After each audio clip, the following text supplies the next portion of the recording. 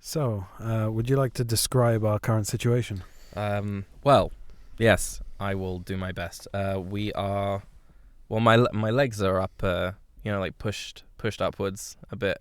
Mm-hmm. So I like to have my knees elevated Right. ever so slightly. And you're also in a sort of crouching, squatting position. So to the uninitiated, one might think this is a rather inappropriate thing for two brothers to be doing. But it's all right. Don't be disrespectful or anything. It's just us. We're in the car. We're doing an episode. We're holding our mics in our hands. Yeah. This is kind of... I mean, I'm wondering if maybe this is a little bit pointless. Why is that? Because originally my thought was that we were going to go and see the movie and then we were going to record in the car in order to sort of do like a quick episode on the go kind of thing. Yeah. Get our thoughts, sort of knee-jerk reactions in there. But we've kind of parked outside your apartment where we normally do the podcast. See, here's the thing, is that the upside to this is that we're not disturbing my wife or my children, but the other upside is that we're probably pissing off all my neighbours, so... Well, I'm fairly certain they can't hear us when we're in the car. Well, I mean, once we get going and I start shouting and all that, and it's all like, attic! And that's going to be like a whole... Right. Well, I mean, there's a good acoustics. Even with the windows open, it's pretty good, pretty nice. And it's actually better than it is when it's in the house, isn't it? Yeah.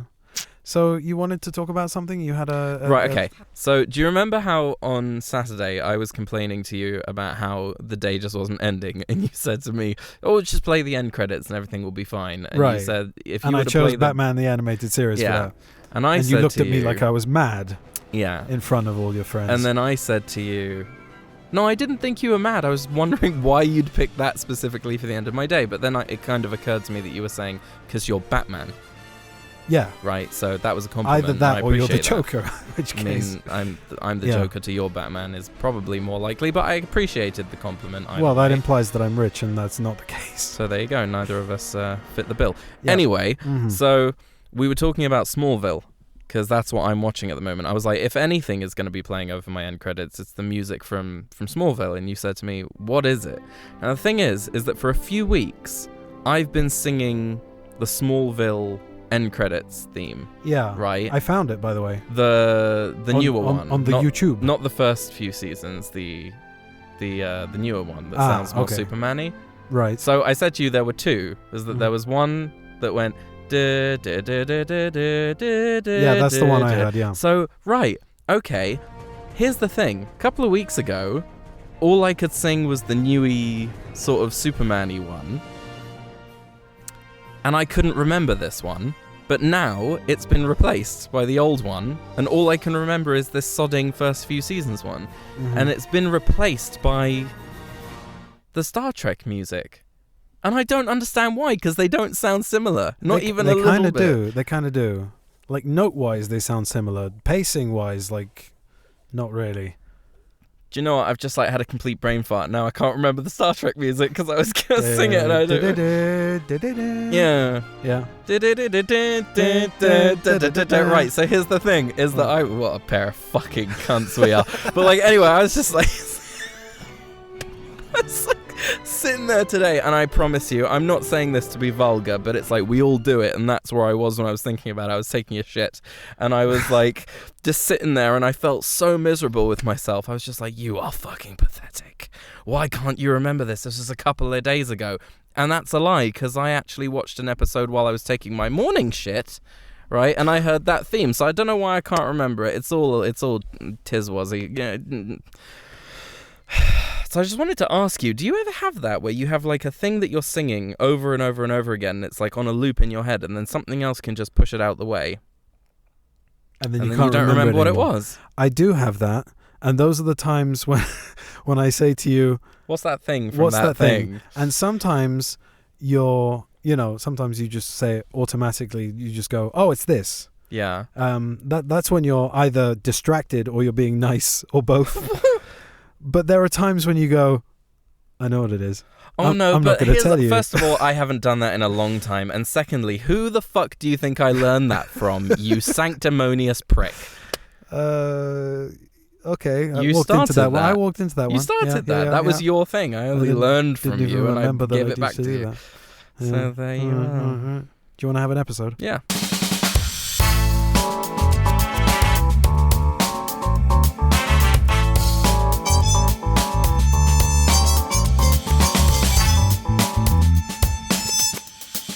What's our seat number?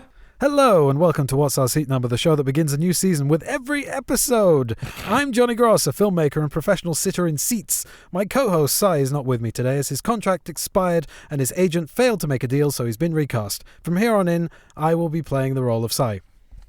Hello, I'm Sai. That's it. That's all I got. Seriously, you didn't even plan what I was gonna say. No, you I could haven't have got a just clue. said. You could have said, "Hi, I'm going to be Sai." Fuck, shit, wank. Well, I was going to be mean and be like, but I don't But that is a flawless impersonation of me, and everybody who heard that right now is going, "Oh God, classic Sai." Why didn't you just do that? Fuck's sake. What a wasted opportunity. Hello, I'm the real Sai. This is the real Sai. It's not true. His contract has not expired. There is no contract because there's no money in this. Can I ask you a question? Just like a thing. You said that we're professional sittery, downery thingies, right? We're good at sitting. Yes, we're good at planting our buttocks in chairs. How long do you think it takes? We've been sitting in here for about 10 minutes in the car. Yes. How long do you think it takes before I start going, oh my back, and you start going, oh. Well, we're sitting in a car. I mean, have you ever been on a trip before? I have, but, there's about 40 minutes before I start going, oh, God, my back. Because I'm fucking falling apart. Well, so am I. But here's the thing, is that everybody asks me when they meet the two of us. They ask you. They ask me. They ask your question. So we're in the park, right? And then somebody asks me, right? Like he goes, "So I've just met your brother." And I'm like, "Okay." He goes, "You look alike." Which one was this? This was the guy with the beard who's my neighbor who has the two kids who are the same age. Right. Okay. Nice guy, right? All right. So he goes, "You and your brother look like a copy of each other, copy paste." And I said, "Okay, thank you. He's a very handsome man, right?" And he said, "So he's younger, right?" And I'm like, "No, I'm younger." Did you and then No. And I filled it in for him, and I said, "The difference is that I'm the one who looks like I'm molding in the sun, right? And not the molding as a thing, like I'm going moldy." You're the one who looks like Donovan at the end of Last Crusade. Right, I'm the one who looks like a sagging bin bag that's soaking wet from the juices of whatever half-priced meat is going rotten in there. Right, that's what I look like. Classic. Sorry, what were we doing? A podcast? Yeah, go on. Anyway, this evening we went to see what film? SCREAVI. SCREAVI. SCREAVI on the TV. It's the sequel to Five Cream. Five Cream. Yeah, it got me again. Well done. Yeah. Well done. So we'll talk about that in a moment, but first let's have some movie news. This is the news. I'm Jonathan Swiftthrust. Brilliant. Peter Safran, new head of DC Studios along with James Gunn, said that the decision to cancel Batgirl was the right one.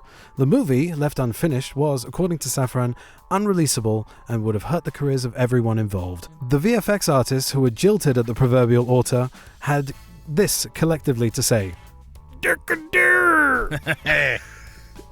It's a little South Park reference. Yeah. This piece of news is also something like 3 or 4 weeks old. I know. Ben Affleck is reportedly directing Batman: The Brave and the Bold. Oh. All right. First, sorry. Say it again, and I will respond in a way that is more podcasting. Okay. Ben Affleck is reportedly directing Batman: The Brave and the Bold. And that is interesting because he was Batman himself. Ooh. The first Dungeons & Dragons Honor Among Thieves reactions call it action-packed, funny, and chaotic, which is surprising. Well, not really. From the trailers, it looked those things. I don't know. I wasn't like really rooting for it or anything. I'm not particularly. There are a few movies that I'm not rooting for, but I think I might actually want to see. The Mario Brothers movie. Yeah. Quite interesting. I was thinking about taking my eldest to go see it in the cinema as his first cinema trip because it just looks very vibrant and colourful and like it would be just like a ride for him. My son woke up and in the night, and I was watching Superman the Animated Series, which I just got on Blu-ray. Very good. And he saw maybe 10 minutes of it, and he told me that he was really scared of it. Of Superman? Of Superman, yes. So basically, this kid's now 5, and he's a bit of a scaredy cat. So I'm not sure that a cinema trip, because there'll be loud noises. Yeah. And bright colours. Yeah. So I think there might be a bit of a sensory overload for him. It's really interesting because the two of them have kind of done a flip around there. Is that mine was very scared of things like Winnie the Pooh and the bees coming at Winnie the Pooh and stuff, and he'd get very frightened. And yours wasn't sort of phased by that. Mine has sort of gotten into what he was watching Moana, and I was watching it with him, and he was like explaining to me, this is the god and the goddess sort of thing, and he's taken her heart, and all that. And I was like, yes, no, I've seen the film, I've seen it with you. I mean, I know what happens. And he's like, no, but let me explain. And I'm like, stop explaining things to me, please. I know what's going on. So he's like really into it. Moana. Is that what I said? Yes. I went Moana. Yes. Cola nuts. we're doing movie news. Oh yeah, sorry. Go on. Beetlejuice 2. Jenna Ortega is in talks apparently to lead the Tim Burton sequel. According to the Hollywood Reporter, the rising young star is currently in negotiations for the leading role in the horror comedy sequel, with Michael Keaton expected to reprise his iconic titular role. The outlet's sources note that Ortega would reportedly be playing the daughter of Lydia, a character famously portrayed by Winona Ryder in the 1988 Warner Brothers film. Okay, so they're targeting late May or early June production start. I must add here that this is still a rumor. Okay. There you go. But, good one. Yeah. The Empire Group were posting all kinds of things about Aaron Taylor-Johnson taking over the role of James Bond. Okay. And how do you feel about this that? This is also like a couple of weeks old, this news, because we can never get together. We're always too busy. Yeah. Which is why we're doing this in the car right now. But yeah, so somebody we're doing this in the car because we're too lazy to go upstairs into my apartment. Yeah. And set it all up. Yeah, but to set it up, it takes time, and this is just like, to move the table around and get everything off it. all that stuff, and the kids are asleep, and we can't move the dog out of the office so that we can use it. All right, bitch, stop complaining. Anyway, so... Stay professional. Yes. So, somebody posted a, what was obviously a fan-made poster of Aaron Taylor-Johnson with a beard holding a gun. Okay. And everybody was like, yep, that's legit. That's official. And I was like, yeah, but nobody from Eon has made an announcement. Nobody on any of the James Bond websites or forums that I follow, mi6.com or commanderbond.net. Oh my God, you're such a fucking nerd. Yeah. Or Calvin Dyson. Like, nobody... Okay, I follow him. Yeah. And the Bond experience, all that lot. Nobody had even made a peep about that shit. And somebody who will remain nameless said... Oh yeah, I'm a movie insider, and I can vouch for the legitimacy of this. Oh man. And this guy is well respected, and I'll give him a pass for this. But Barbara Broccoli said in a news item not long afterwards, "We haven't even started writing yet. Definitely haven't even started casting yet. Yeah, it's all bullshit, basically." And everybody's like, "Oh," like deflated. But why does everybody want him to be James? I think people just want somebody to be announced. But they need to understand that the quicker it happens, the less likely it's going to be good. They need time to work on it. They need time to figure out what direction it's going in. It's the Doctor Who thing. It's that, this person's, going to be Doctor Who or that. Yeah, what's his face from My Family? Yeah. Yeah. And it's like, well, but hang on. They haven't said it. And normally there's like a big announcement with a video and then an interview and everything. So what are you all like getting all excited about? For fuck's sake. Yes, there's a way that this is done. Exactly. And you are all ruining it. Yes, ruined. In other news, this is a bit of a sad one. On Thursday, it was announced that Israeli actor Chaim Topol died in his home in Tel Aviv at the age of 87 after several years battling Alzheimer's disease. I have a very strong childhood connection to Chaim Topol. First of all, I used to mimic his performance as Tevye in Fiddler on the Roof. I used to watch that over and over and over again, and he made me want to become an actor, which is probably how I got into the business that I'm in as a filmmaker.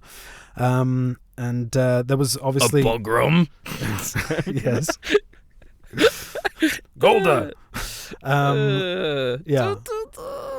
And then there was his performance in Flash Gordon, and in Fiore's Only. Fiore's Only was a big thing, Because that I was always aware there were a lot of Jews in Hollywood and it was a big thing, but there was not a lot of like overt sort of representation in movies when I was growing up, and he was, because he walks into that movie, doesn't he? He walks in there and he says to Timothy Dalton, Roger Moore. Sorry, start again.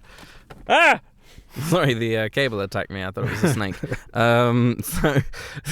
So he walks into that James Bond movie and he just goes, "A pogrom." No, he doesn't. No, he doesn't. That's not what that's from. He says, "I am here, Mr. Bond of the British Secret Service." Oh, it is Roger Moore, isn't it? It is. It's not Timothy Dalton. That would be stupid because it's the other one. It's from. Hang on. It's For Your Eyes Only. For Your Eyes Only. Wait, I got it right. Yes. Okay, we're not doing a quiz, but ding ding ding ding. Ding for ding me. ding ding. Indeed. Clever me. So yeah. Just wanted to pay tribute to one of my childhood and I had to favorites. go and fucking ruin it, didn't I?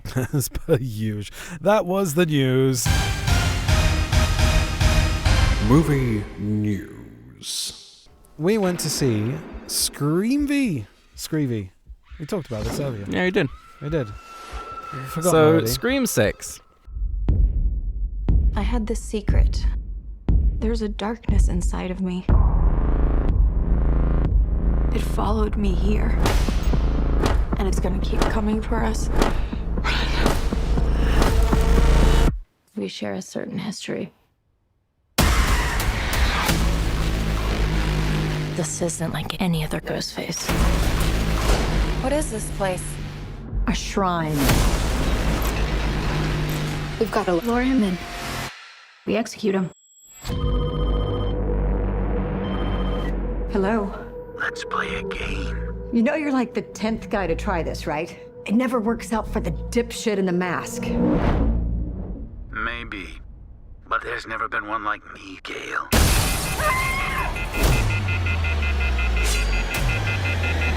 Okay, so we just came back from the film. Yes.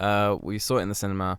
Yes. I was thoroughly impressed. I really, really enjoyed it, and I think I enjoyed it more than I enjoyed Scream 5. Or 5 Cream. I did enjoy it more than 5 Cream. Yeah. I actually think I enjoyed it more than any of the movies since Scream 2. So this is where I wanna go now. We're gonna talk in general about the movie. We're gonna do a review. Yeah. And then we're going to move into spoiler territory. So anybody that hasn't seen it yet, put a pin in it when I tell you. So first of all, we didn't have time to do a pre-bit before we went to see the movie. I was gonna do a game called Who's Gonna Biff It. Who's going to biff it? Yeah. Yeah, and then we're going to see... Would you like to explain the background on that one? Yeah, you decided instead of saying bite it or cop it or get whacked or pop it, get killed like a normal person, you said biff it. I said, do you think Courtney Cox is going to biff it in this movie? And I said, gonna biff it? And I said, yes, what's the problem? And you said, all right, nothing. I'm yeah, using it's fine, that. Let's do it. Yeah. So, were ladies and gentlemen. your expectations met, do you think? Absolutely. I was very... You think you predicted things? No. I mean, in terms of who's going to biff it? No. Taken completely by surprise. Yeah, I was taken in this film. Surprised me. I was... so there was this thing that first of all, I avoided watching the trailers because I think I watched the first teaser trailer where they're on the train. Yeah. And then I was like... I'm not interested in this film. Mm-hmm. And then you said, well, I kind of want to go see it and we'll see, do an episode. And then I remember how much I enjoyed, the Scream movies. Same crew as the other one. Scream same 5 cast. was really good. And I was like, it's cool that they're continuing with that same cast. That's kind of cool. Yeah. And then I was like, okay, I'm in, but I don't want to watch any trailers and I don't want anything spoiled for me. And I think that's the best way to go into it. To be honest, just like don't watch trailers, don't watch clips, don't anything, because all of the surprises are really well done. So I watched the last trailer because I was a bit too excited. Can't help yourself, can you? Couldn't hold it in. So I watched it and I don't think it ruined anything for me. I mean, I saw the 3 main set pieces, which were the mini mart. Yep. The climbing across the between the 2 buildings on the ladder, and the train. Mm-hmm. So those 3 sequences I knew were in there. It's the same as like watching a trailer for a Bond movie, and those main set pieces and where the opening's going to be, basically, and etc. etc. That was intense. What? The ladder thing. The ladder thing was very intense. There were I think, first of all, in general, I think it was extremely brutal. It's probably the most brutal Scream so far. Yeah, it is. And the last one upped the ante in terms of brutality. Yeah. Even though Scream 4 was, I don't know, probably rated R in the States, but it's rated 15 in the UK. And it was probably the most, like, sort of toned down in terms of violence. And I was very excited for them to get back to making it brutal, because it's supposed to be. That's the whole point. It's also kind of like there's something about it. Well, we're not doing spoilers, are we? Not yet. We will. We'll get there. So put a pin in that one. But there's something about the ladder scene that really freaked me out. It was just very, very brutal. Yeah. And a lot of people have been saying that word brutal, and I don't think that there's another word to describe it that is very apt. Because it does feel like it's very mean-spirited, very aggressive. Yeah, it's like it's more violent than it was before. And the funny thing is that Mindy Meeks Martin, played by Jasmine Savoy Brown, who was in the previous movie and is kind of the proxy for Jamie Kennedy. Yeah. Randy. Yeah, being his niece and everything. So she says in the sort of obligatory "these are the rules of a franchise" speech, she said that the stalks get longer. Everything's got to be bigger and better. Yeah. And I found that in the first 3 Wes Craven movies specifically, the first movie had obviously that iconic opening sequence.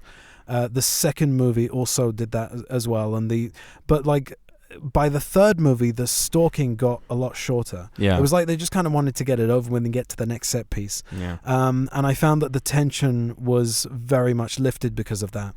And I think that the sort of the current directors, you've got Matt Bettinelli,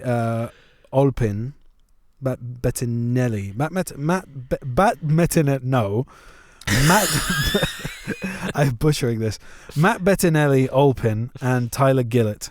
Great. So they did a fantastic job. James Vanderbilt and Guy Busick doing on screenplay duties, and I think sort of taking over from Wes Craven and Kevin Williamson, they did a fantastic job of, and I'm drawing comparisons here to Cobra Kai, because I feel that that's another property that was taken by fans of the original Karate Kid movies, and they really understood it.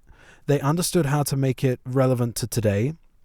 They understood how to inject enough new blood and enough nostalgia, and how to use the legacy characters in the right way, so that they're not just standing around being legacy characters for the sake of it, for the sake of nostalgia, and making the newcomers lovable as well. And I found that Five Cream and SCREAVI both did a fantastic job on that front.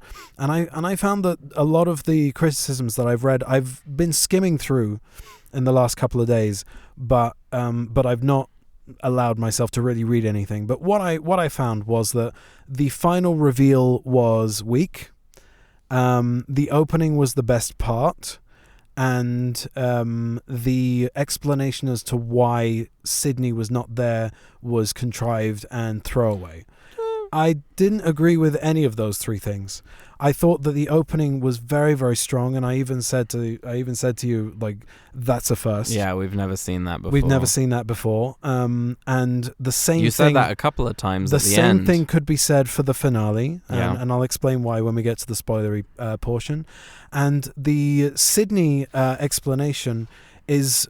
It is throwaway, but it's not a terrible explanation. It is throwaway. It makes a lot of sense. Quite frankly, if I was Sydney and I noticed that there were killings going on again, I'd be like, fuck this, I'm out of here. Yeah. I'm grabbing my family, we're going to batten down the hatches, and we're not going to be anywhere near you guys. It makes sense in the context of the last one, where we find out that she's married and she has a kid. Right. And it's like, and her main end game was to... was like, she was down there like sort of protecting them, and then she was like, I can't be here anymore, I've got a family, and I need to protect them first. Like, I'm not going to come to New York just so that I can get killed. It would be even more, I actually, to be honest, I would probably have been more disappointed if she had turned up So I've actually good on them for lowballing. Quite frankly, I've been kind of thinking about this since we started the movie. Yeah, and I've really come around on, and this is something I think that I felt when I watched SCREAVI. No, SCREAVI? Five Cream. Five Cream. I meant Five Cream. Yeah. Is that it? I said I like these new characters, but they probably need another movie for me to connect with them properly. Right. And I think that was really true. I think that I really went for like, that core four thing. I really like them. And how they portray their characters. Right, and their chemistry is really good. Chemistry is great. And I'd just like to say that I wasn't a major fan of Wednesday. But I do think that Jenna Ortega she lights up the. It's a cliche to say, but she really does light up the screen. She has a very expressive face. Mm-hmm. She's got a very charismatic presence. Very genuine. Very genuine. That's why I never felt like Wednesday was hard to watch, because I felt that even though all the things going on around her and some of the writing was a little bit rubbish, that she was still able to elevate it to something else. My issue was with the fact, and I'm going off on a tangent here a little bit, How but dare you? My issue was the IP. Was the fact that they called it Wednesday when they could have called it anything else, and they didn't really utilize the IP as well as they could have done. It wasn't an Addams Family show. It was very much. It was much more sort of akin to Miss Peregrine's School for or Academy or. So Miss Peregrine's School for Gifted Children or something. Something like Gifted Youngsters or Gifted the Hogwarts School of which were often Pellegrini. The X-Men mansion. Yeah, please don't sue me, TikTok man. Anyway, how can TikTok man sue you? He's taking something that absolutely no idea. Anyway, so I thought that she was excellent. She was excellent in Wednesday as well, but I thought she really came into her own in this movie. She was good in the last one too. She was good in the last one too. She was good in X, but I felt more for the young characters. Somebody here just tried to park and she turned around. It's one of my neighbours. She's probably going to get out of the car to tell us off that we're sitting here. The thing is that she always forgets that I live here. Yeah. She probably does not want to go and park round the back like the rest of us. Right. We've also got two legacy characters in this movie. You've got Hayden Panettiere. I hope I'm saying that right. Listen, I was saying Hayden Panettiere for a really long time. Yes. And then someone pointed out to me that I was wrong, and I got really disappointed because I just always thought her name was Panty. Yes. I was like, yeah. And maybe let's take that out. Let's just take that out. Come back a bit. Come in again. Pantier. I'll come in again. And also a name that I can't get wrong, Courtney Cokes. Courtney Cokes. Courtney Cokes. Yes, Jonas Bo. Jonas Bo. A very happy Jonas Bo to you too. A happy Jonas Bo. Yes. So we'll talk a little bit more about the two of them a little bit later, but I thought that both of them were good value, and I didn't miss the other two particularly. I thought that the strength of the core four was the fact that I wasn't thinking about legacy characters the whole way through, and in general I was thoroughly entertained throughout the movie. Yeah. Couldn't take my eyes off it. It was very good. Very, very good indeed. And now, on to the spoilers. Well, first I want to get your wankings, your rankings. My wankings, yeah. Yes. Marriage. What are your rankings? So I need to think about this. With this. Yeah, I so need you to think, can. Yeah. I'll stall for you. Okay. What do I think? Let me get in there with this. Should we start from worst to best, like a sort of top? I want to. Top 6? Yeah. Okay. We can certainly try. I will. No, not my worst to best. Oh, okay. You go first. Yes. I'm asking. Do you want me to do best to last? You go first. I'll go first. Yes. So, this is my wanking. So, I think at the very bottom of the list is Scream 3. Okay. Right. Should we do this together? Yes. Yeah, I agree with you. Scream 3 is also on the bottom. Then Scream 4. Okay. Yep. Okay. Yep. Even though it was fun when we went to go see it, it was I found that the last time I tried to watch it, I didn't quite make it past the first act. I was a little bored, and I got distracted, and I never went back to it. So I haven't watched it in a while. But yeah, I agree with that. Scream 4 at Scream 4, and then Scream 5. Yeah. Scream 2. This one, Scream 6, and then Scream 1. Okay. That's kind of my... All right. So I will say Scream 3 on the bottom, as we said. Scream 4. Mm-hmm. And then 5 Cream. Mm. Then this one. Mm. Then Scream. Mm. And then Scream 2 at the top. You think Scream 2 is up? I, for some reason, I don't know, maybe because it was the movie that started it was not necessarily the movie that was the quintessential of the phase. Do you know what I mean? I do. In terms of this the one, look and the second everything. one was like more matured, like in its sort of and also the aging hair was wine. better. Sure. The thing about Scream 1 that puts it at the top of the list for me is just how it's still not gotten into that cheeky right meta phase, right? Yeah. Like it is self-referential in that whole, Jamie, he's right behind you, and then like the ghost face is right, but like that was very intense. But the whole movie it's very dark. The motive is also very dark. You can feel it. It's like there's something that I noticed it's not I noticed this, but it was pointed out in a video and now I can't unsee it, is that when Billy Loomis says that, Sydney's mum had sex with his dad. Right. Your slut mother was fucking my father. And she's the reason my mom moved out and abandoned me. How's that for a motive? Stu kind of looks a little surprised that he wasn't aware that was the whole motive. Right. Right? So it feels like everything felt a lot more grounded in that movie. And that makes it a lot more scary to me. Now, Scream 2 is still really, really good. Yeah. And it's high up on my list as I placed it at number 3. But I like this one more than Scream 2 because I felt like it was breaking new ground as a sequel to the requel, right? I think that my ranking is just based off of my own sort of nostalgia.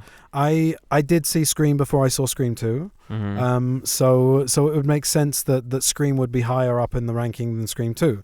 But I think that the wave that Scream started, we're calling it like the pretty people in a triangle on the poster. Right, yeah.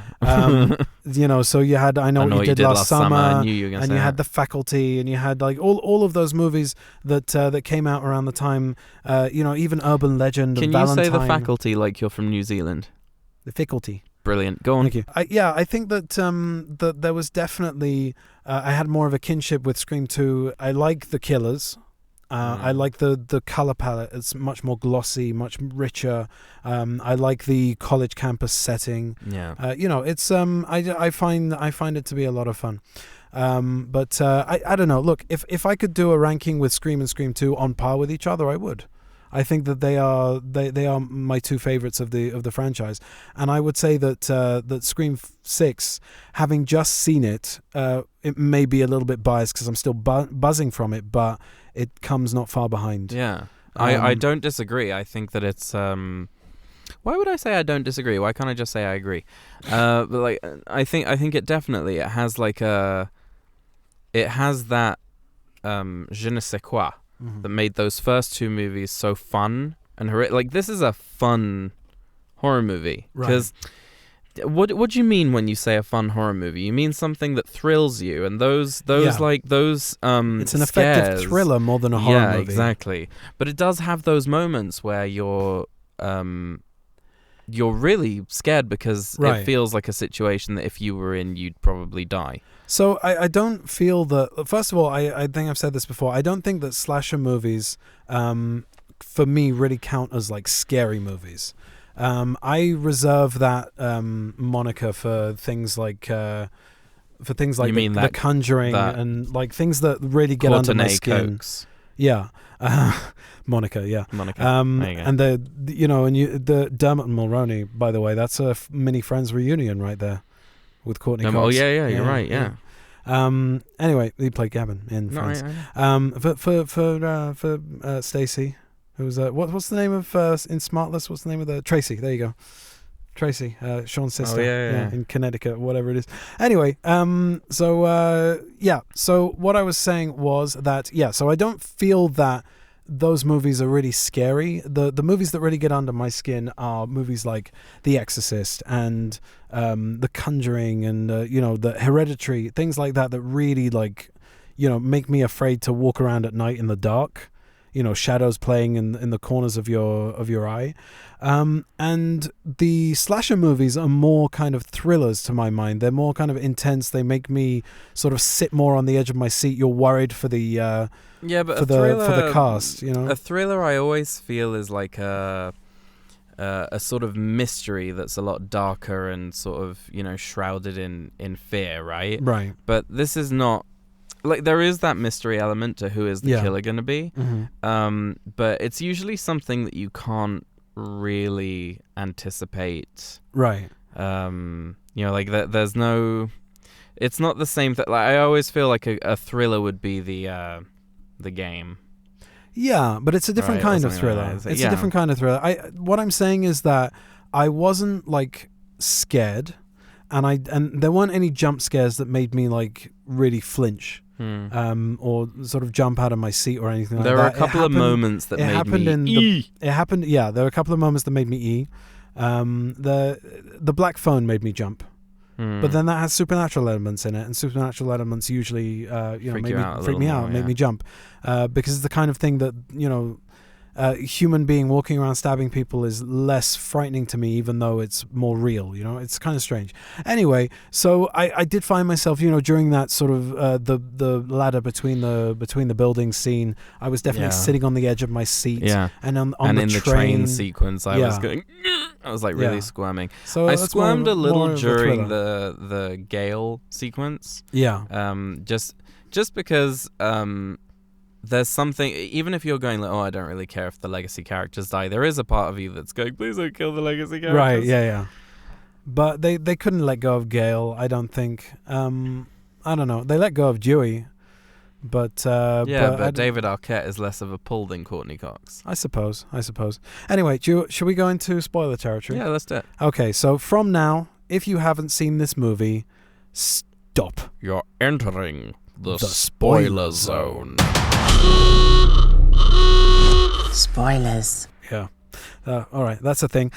So she's still sitting in her car. Yeah, I think she's waiting for us to move. Well, we're not going to. She's going to be disappointed. Look, watch. Now we're invisible. No, now we're creepy. Do you want to put a backlight in the car and light up a cigarette? I mean, we could light something up in here if you want. No, thank you. Not here. Anyway. Right, back to it. Spoiler territory. Spoilers. So let's start with the opening of the movie. Yeah. So first of all, you got Flash Thompson from the Marvel Spider-Man series, and he murders Samara Weaving in an alley. Rather brutal fashion. What's different about this is it's the first time the killer reveals himself in the opening the opening sequence. You never see the first victim get stabbed and then Ghostface take off his mask. And it may seem like a small thing, but it's actually quite. I don't know why nobody ever did it before. It was surprising. It was surprising. It was you don't expect to see aesthetically. It's a surprising move. You don't expect to see it after the first kill happens in a Scream movie. The title comes up. The title comes up, and that's what I was expecting. And it didn't. They slash towards the screen, and then killer pulls the mask off, and I was like, oh wow. Yeah. That was fun. Yeah. And then he becomes the second victim. Yeah. Or the third victim if you count his boyfriend. Right. Who they find in a fridge. Exactly. So I think it was just his roommate. I'm not sure. But yeah. Okay. I'm not sure if there may have been allusions to a relationship there. But anyway. So the whole opening sequence, which I always found that the Scream 4 opening sequence was a little bit contrived and a little bit overdone. Yeah, it was. Whereas this, I thought, was... It's, for those who don't remember, it's the movie within a movie within a movie thing. It's like the movie within a movie within a movie, and you've got you've got Kristen Bell in there. You've got a whole lot of cameos. It was supposed to be clever, but it came off as very forced and smug. A little bit smug. A little smug. So you got that kind of smug opening in Scream 4, and in Scream 5... you had Jenna Ortega's character being the first victim, and she survives, which was also a subversion of. And I thought that if they wanted to take it to the next level, the way that they did it in this movie was just fucking perfect. Yeah, it was absolutely brilliant. The next thing that I thought was brilliant, which I thought was brilliant from the second I heard about it, is the fact that they changed location. Yeah. And every Scream movie has tried to change something aesthetically to make it stand out from the last one. The first movie, it's college campus. The first movie. Oh, sorry. The first movie is suburban Woodsboro. So you got that suburban setting there. The second one is college campus. The third one is Hollywood and sound stages. Not great, but a different look. Definitely a different idea. The fourth one went back to Woodsboro, and then the fifth one once again went back to Woodsboro. So the move to the city, to New York City, was a welcome change of pace. A welcome change of scenery, a welcome change of pace, and also allows for different kinds of set pieces that you wouldn't necessarily see in the previous movies. So that I thought was very well done. And then I thought that Sam dealing with the fallout of having been the final girl is also something you don't normally see, because Sydney has murdered many ghost faces. Yeah. Ghost's face? Yeah, but that's what's so interesting about Sam's character, right? Is that, Sydney does look traumatized, and she does sort of go into hiding in the third one, and that allows for, once the killer finds her and calls her, that's a little creepy. Right. But the thing that got me about this was that she does come from Billy Loomis. Right. She's his daughter. Yeah. And she kills Richie in the last movie, the killer, by stabbing him 22 times. In a really, really aggressive way. Right. And I really love the kind of moments that we get in this movie where she might be a little unhinged. She's definitely unhinged. No, but that we're maybe hinting at perhaps she might be the killer in the next one. I don't think they'll do that, but they're pushing that kind of button.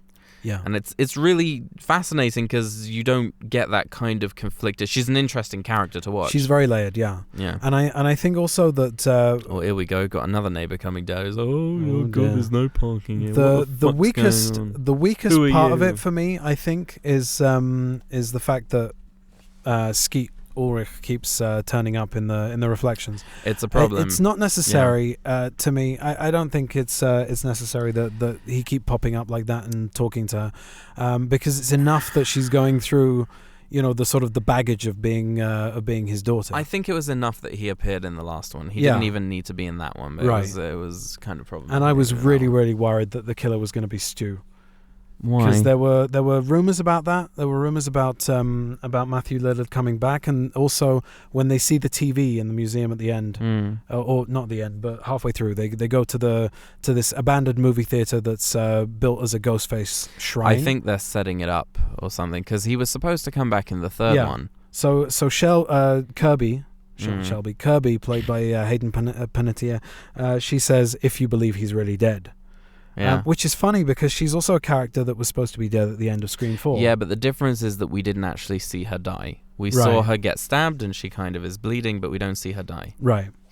Yeah. So anyway, I thought that in general, Sam's character was very well done, and we've talked also about the general chemistry between the four Woodsboro leads. Let's talk a little bit about the killers. So first of all, they have these sort of old cracked ghost face masks, which I thought was a really cool design decision. And every time they turn up, you get the feeling that they're stronger, smarter, more aggressive. Yeah. Day of the Tentacle. Day of the Tentacle reference for you there? Yeah. I'm thirsty. I don't think you should drink that. It looks bad for you. Nonsense. It makes me feel great. Smarter. More aggressive. I feel like I could.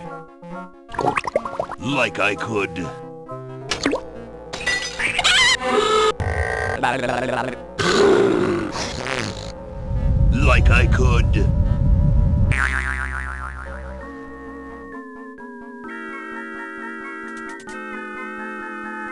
Take on the world. Dear the Tentacle, reference for you there. I really enjoyed that. I thought that because a lot of the time in these movies, and I think the directors kind of picked up on it, a lot of the times in these movies you get the feeling that the killer is kind of ineffective. That, they keep whacking them and, knocking them back and whatever. And they're usually teenagers, so... Makes sense. Yeah, they're kind of lightweight. Eventually, they get the kill, but the final girl, Sydney, and and Gail and whatever, they've always been able to fight them off. And in this movie, you get the feeling that all bets are off, and they really, they're really are aggressive. Yeah, they really have sort of a reckoning, and they really met their match, kind of thing. Whereas I don't think that Sam and Tara are lightweight at all. No. But you really get the sense that there's an antagonist that's really someone to be grappled with. Yeah. In this movie, you get 3 killers. Yeah, that was really surprising. We've never seen the 2 killers together in their masks. Exactly, and then they kind of in unison after killing Chad, or quote unquote killing Chad, because he's the new Dewey. He's the new Dewey. He's the pincushion. Yeah. Yeah. They cleaned the knife together, and I thought that was really cool. That was nice and creepy, right? And then a third one comes in. Third one pops up. That was really, really unexpected. Dermot. Oh, yeah. Dermot. And okay, so a lot of people talked about how the ending wasn't very good and the reveal was weak. Disagree. I strongly disagree. First of all, in the other movies, I always kind of felt like, well, once it's revealed, and you're never going to be satisfied, because if it's somebody that you predicted, you're going to be like, called it. And if it's somebody who was kind of really out of left field, it's kind of like, well, who's that then? And Roman was that, by the way. Yeah. Roman was like, who the fuck is that? Is this guy? I don't remember this guy. I don't remember him. Yeah. So I think that they did a really good job in choosing which of the characters was going to be that. And also the motive was much stronger than last time, because what Richie was played by Jack Quaid, what he was doing with what was the name of the other Amber. What they were doing was kind of they're sort of recreating the legacy, and they want to create their own movie or something like that. Yeah, it's the. I always felt that Mickey's motive was also very sort of flimsy. Mickey kind of cornered that market already. Yeah. So they did that in Scream 4 as well, that they wanted to make their own movie. Yeah. And I've always felt that that's the dumbest motive, because in order to kill someone, you have to want it, I feel. Yeah. And these 3 killers, I always think the revenge plot is sort of, more powerful. Yeah, a sort of personal connection to the leads is usually a better way to go. And in this case, they were taking vengeance on Richie's death. Yeah. And the 3 of them, it's Dermot Mulroney, who plays the police chief. Is it? Yeah. Is he the chief whatever, or whatever? The officer in charge. Yeah, so he's Richie's father, and he's also the father of the other 2 killers. And they seem like a really nice, well-rounded family. Not psychotic at all. But I thought that it was really well done. I'm going to draw comparisons here. So Scream 1 and 5 Cream, both set in Woodsboro, both end in Stu's house. Yeah. And both have 2 movie-obsessed killers wanting to sort of create their own movie and then go on to make a sequel. I saw this parallel Scream 2, also there's a personal connection or revenge plot against the sort of the final girl for killing the previous killer. In this case, it's Richie. Richie's family coming to avenge his death. It also takes place at the end in an abandoned theater. Yeah. which draws parallel with Scream 2.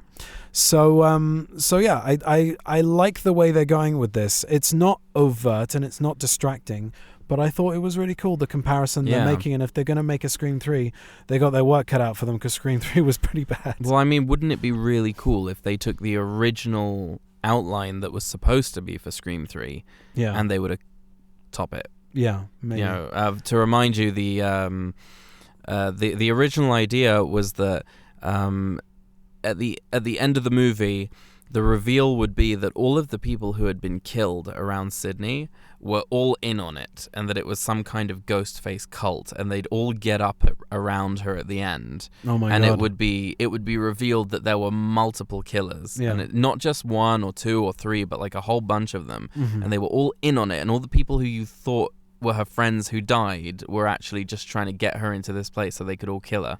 That's a long game.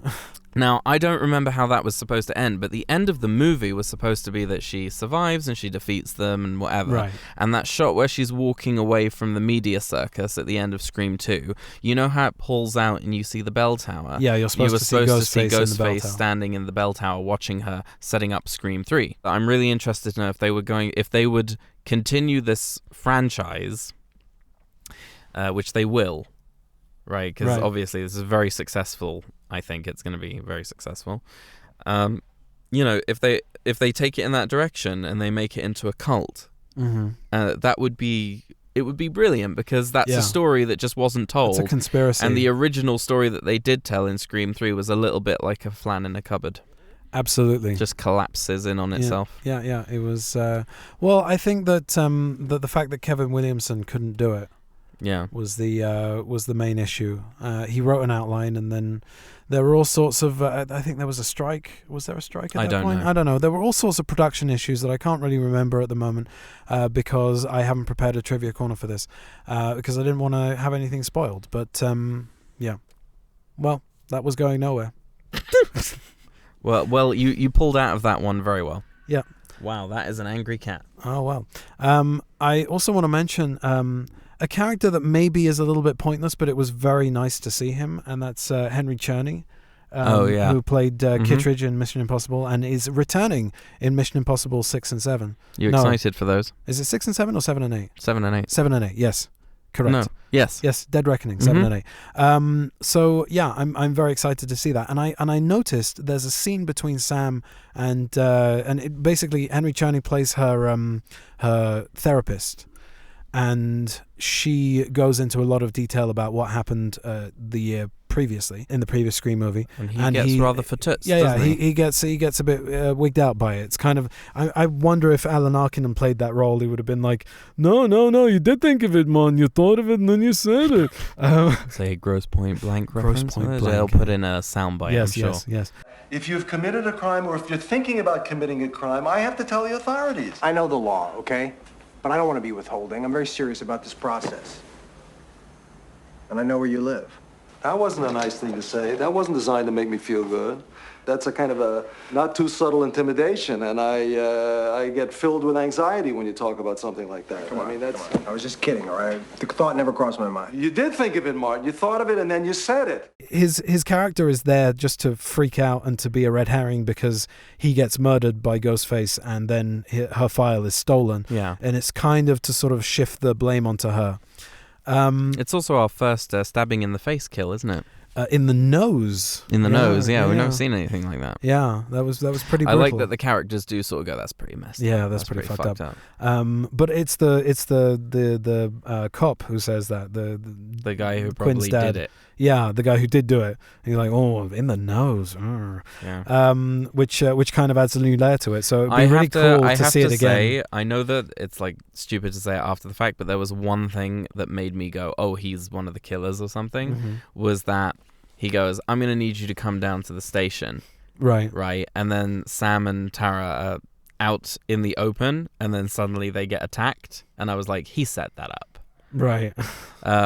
And then, like, I just sort of forgot about that, and then later in the movie when it was revealed, I was like, nah, fucking called it. But the other two I didn't. Yeah. I was pretty sure that the kid, Richie's brother, was going to bite it on the train. Well, no, I don't know. I'm not sure. I kind of thought he had a creepy look on his face the entire way through. Well, so that was the point. I thought that was a red herring. Yeah. Apparently it wasn't. Yeah.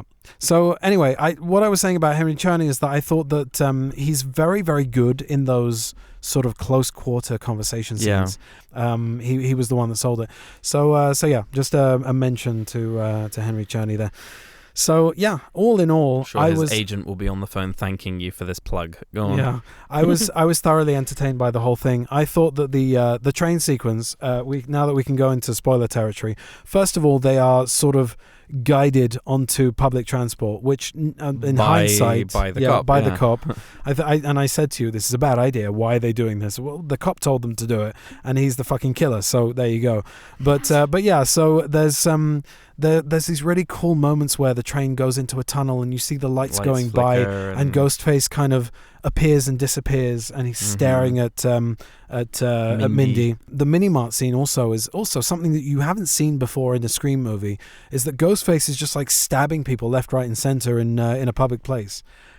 Which I think is like, nobody's safe anywhere. You're not safe in numbers. Yeah. You're not safe in daylight. You're not safe anywhere. This guy is gonna slice you up wherever you go. And I thought that it really created a sort of really cool blanket of foreboding over the entire thing. It's that whole thing from Collateral where Ethan Hunt is saying Ethan Hunt. Tom Cruise is saying, you can die on a train in public, right? And people will just walk past you, right? And you'll be there until the morning, right? Yeah. And it's like it just reinforces like how scary that is. That people don't like. The guy's like going help, and she's like screaming. She's being like, there's someone in front of her who's almost kind of fallen asleep, standing up, right? And she's being stabbed in front of this person. This person is not paying attention. Yeah. And I was like, I really want to believe that isn't something that could happen in real life, but I don't know, man. Yeah. Tom Cruise said it. It must be true. You wanted to say something about the ladder scene. What was it? That's what it was. So Mindy has a girlfriend. Her name's Annika. Annika's been like gutted, basically. She's been stabbed a lot in her abdomen. And the only way out is through the window across like the one of the high floors of this building to the neighbor's opposite. Apartment. The guy who Sam is Stupping. Stupping, yes. And he sort of gets a ladder and he's like, I use got you you, bridge, and whatever. And it's very intense, and they're obviously going across as slowly as they can because it's drawing it out. And Mindy makes it across. Mindy's also been she's been slashed, stabbed, in the arm, and she's in pain. And I just want to say that probably one weakness of this movie is that people get stabbed left, right, and center, and then they just sort of like get up and start running around it's afterwards. Kind of like not you. The amount that Kirby gets stabbed or shot, she should have not gotten up at the end. Also, Chad too. Yeah, but I think that's the joke because he's like the Punkishin. The pincushion. Yeah. I said the Punkishin. The Punkishin. Yes. It sounds like a Yiddish dish. Please have some more Punkishin. Where am I from exactly? That was not. Anyway, moving on. It's okay. We're Jews. We can do that. Yeah. So they're going across the ladder. They're going across the ladder. Annika's been stabbed to shit. And the thing that freaked me out, because I thought that Ghostface was going to climb out onto the ladder and like stab her in the legs or something. Yeah. He stabs his knife into the windowsill. And starts aggressively shaking the ladder and trying to shake her off it. And I was like, she's fucking dead. She's gonna die. That was one of the times when I winced. Yeah. You see people when she falling, hit the ground or when she hit her head. When she fell. Yeah. You see people falling out of buildings and planes all the time in movies. That for some reason, because it was so aggressive and violent and whatever, like it made me go. And then she hits the ground. She hits her head on the dumpster and then hits the ground. Like it's made even worse by the fact that she's wounded, so she can't exactly hold on properly. Right. She feels weak, and he's just like toying with her. And they can't do anything. The characters who have already made it to the other side, they can't do anything. Yeah. I think that this movie earns its 18 rating with flying colors. Yeah. No, but it earns that kind of creating situations that feel impossible and that feel like there's no that, sometimes you look at these things and you go, well, they could have just left the house, right? Like Stu's house. They could have just gone and left. Yeah. The door wasn't locked. Yeah. But these were like tight, close quarters. Like at the end, they're sort of in a kill box, like they can't get out. Yeah. It's rigged in such a way that everything's locked, so they can. And the kind of mind games that they're playing with you, where it's like Kirby's the killer, Kirby's like she's lying. It's the same thing with Cotton and Randy. And Randy, right? Yeah. No. Yeah, and Randy. At the end of Scream 1, he's like, he's a cousin. No, that's she's like, Stu fuck and you Randy. both. Yeah, Stu and Randy. Yeah. I said Cotton because I was talking about the second one. Yeah. And it's like, You're talking about red herrings. Yeah. Yeah. So you're talking about a different one. Yeah, they're both red herrings. Yes, I was indeed. just saying. Quite right. Quite right. It's a little late. Yes. And what's her face? Emily Mortimer. Oh yeah. In, what was her name? I can't remember her name even. Angelina, that's right. Yeah, you were close. I wasn't far off. No, you were very close. I haven't seen the film in a long time. Very close indeed. Wasn't bad at all, was that? No, not at all. Oh, my back. All right. Well, that was our review. Spoiler-filled review of Scream 6 or SCREAVI. Thank you for listening. This has been our first episode in a very long time. I hope it won't be our last for a very long time. Never doing this in the car again. Ow. Also, there was no soda, there was no coffee, there was no Munchables. Well, we got it done, though. We did. We got it done. We did. And that is like the definition of by hook or by crook. Ow, that really hurt. Also, there are no distractions. I just hit the... Ow. Yeah. Just hit him in the head. Just hit the dashboard with my hand, and that really hurt. Yeah. Well, we're going to try and come back again soon. So look out for us. I've actually 3 months from now. I've got a list of wish list of podcasts we want to do. Yeah, so. One of which I've already started doing art for. I'm actually quite pleased with how it's coming out. Yeah. I don't want to make any promises. So don't. What's our bond number? Shush! Why? I should do art for that one as well. Yeah. Anyway, draw a gun barrel with Mr. Hyde in the end of it. Okay. Right. Bye. Bye.